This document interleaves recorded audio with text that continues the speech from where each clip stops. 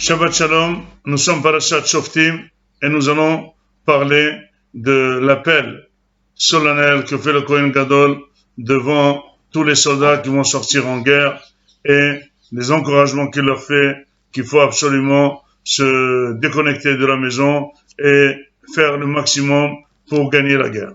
Mais malgré tout, en plein chantier de guerre, il annonce ceux qui sont exonérés d'aller en guerre, c'est-à-dire ceux qui sont libres de revenir chez soi, et il énumère 4 personnes. Ou bien celui qui a fiancé une femme qui n'a pas encore marié, qui l'a fiancé qui est sa femme, il n'a pas marié, pas les fiancés d'aujourd'hui. Celui qui a planté une vigne et il n'a pas encore inauguré. Celui qui a construit une maison, il n'a pas inauguré. Et celui qui a peur. Et tous c'est les raisons de peur qu'il meure dans la milhama et quelqu'un d'autre va profiter de ce qu'il a construit. Et bien sûr, la question qui se pose, si quelqu'un d'autre va le construire ou pas, etc. Celui-là où il a fiancé une femme, il ne s'est pas marié. Il a construit une maison, il n'a pas inauguré. Mais il y a des gens qui n'ont pas du tout de maison. Alors eux, ils peuvent mourir. Et celui qui a construit une maison et qui l'a inauguré, lui, il va aller pour mourir, j'ai pas compris. En quoi? Parce que quelqu'un, il a fiancé une femme, il l'a pas marié, et ça lui fera mal. Quelqu'un qui est mort, il est mort, ça lui fait mal. Ça lui fera mal que quelqu'un d'autre va marier sa femme. Eh ben, c'est le monde. J'ai pas compris pourquoi c'est une raison d'exonération. Celui qui a peur, on comprend très bien. Parce que la Torah elle-même a dit, celui qui a peur, la peur, ça se propage, la panique se propage, donc il va faire paniquer tout le monde, celui-là c'est quelqu'un de très dangereux. Mais celui qui a planté une vigne, il n'a pas inauguré, quelqu'un d'autre l'inaugurera. Pourquoi? C'est pas bien.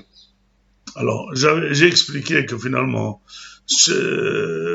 une des peurs de la personne, c'est quand la personne, elle est en étape de progression, elle n'est pas arrivée au top. Et là, toujours, elle a une inquiétude terrible de ne pas y arriver au top. Puisqu'elle a cette inquiétude terrible, donc finalement, quelqu'un qui a fiancé une femme, il veut absolument la marier. Et si jamais il n'arrive pas, il panique. Et finalement, toutes ces 4 personnes, c'est des paniqués. C'est des gens qui ont entrepris dans la vie une étape et ils ne sont pas encore arrivés au bout. Et le fait de ne pas avoir au bout, ils ont une peur terrible. Peut-être que quelqu'un d'autre va prendre sa femme, va prendre sa maison, va prendre sa vie. Et cette peur, finalement, va leur faire perdre la guerre. Donc finalement, il y a une raison commune aux 4 personnes, c'est la peur. Les gens qui n'arrivent pas à se déconnecter. Quelqu'un qui n'a pas de maison, c'est vrai qu'il rêve d'avoir une maison, eh ben, d'accord, mais il n'est pas encore là, il est tellement loin. Celui qui a déjà une maison, eh ben, il a déjà une maison. C'est vrai que même pour lui, ça fera très mal s'il meurt. Mais ceux-là, au moins, ils vont avoir une peur terrible, ils vont combattre beaucoup moins, et donc c'est pour ça que finalement, ils sont exonérés. C'est pour ça qu'on dit qu'ils vont avoir une peur terrible, la Torah les a exonérés, et bien sûr, le but c'est que dans toute guerre, qu'Akadosh Baruch Hu nous envoie, il faut avoir 0,0 de morts, 0,0 de blessés, 0,0, il faut avoir un résultat extraordinaire, et donc finalement ces personnes n'iront pas. Bien que si quelqu'un devrait mourir, Akadosh Baruch Hu le prendra, ou en champ de bataille, ou pas en champ de bataille, mais nous ce qu'on veut, c'est que ça se passe pas à la guerre. Et s'il a peur, eh ben, il va mal combattre, et finalement, on va être vaincu, c'est pour ça que c'est interdit. Mais, j'aurais dit quelque chose d'autre. Finalement, toute personne qui n'a pas atteint une étape d'évolution, eh ben, elle est ce qu'elle a. C'est vrai qu'elle a des averot, c'est vrai qu'elle a des mitzvot, eh ben, elle est ce qu'elle est, elle suit son cours. Mais quelqu'un qui a entrepris une étape de progression comme fiancé, il va se marier, la personne, elle est spécialement en danger parce que il y a des mekatregim dans le ciel qui veulent l'empêcher, qui disent qu'il ne mérite pas de se marier, il ne mérite pas d'inaugurer sa maison, il ne mérite pas d'inaugurer sa vie, et finalement, lui, il est plus sujet à la mort même du ciel parce qu'il est dans cette étape. C'est pour ça qu'un hatan, quelqu'un qui va faire un brit demain, on surveille le tinoc, on surveille le père.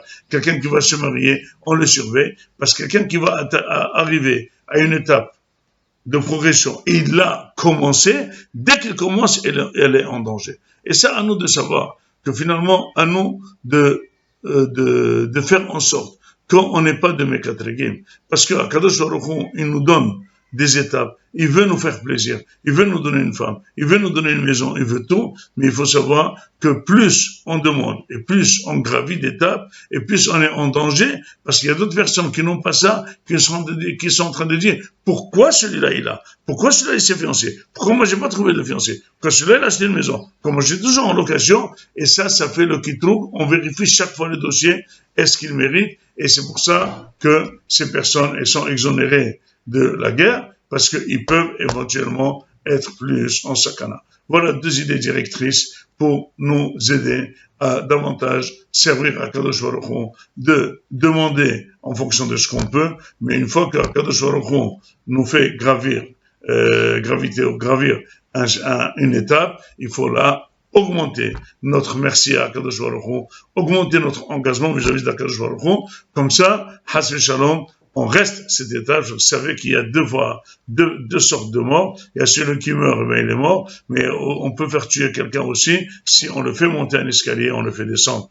Quelqu'un qui est assuré et devient pauvre, c'est une mort, c'est marqué clairement dans la Gemara. Quelqu'un qui était en bonne santé et tombe malade, c'est aussi une mort. Quelqu'un qui a gravi un échelon et il tombe, il vaut mieux ne pas graviter cet échelon. Donc, à nous de monter les échelons, mais de mettre les vrais bâtons, c'est les Torah, la mitzvot, les tzedakot, augmenter notre service d'Akadosh Baruch Hu.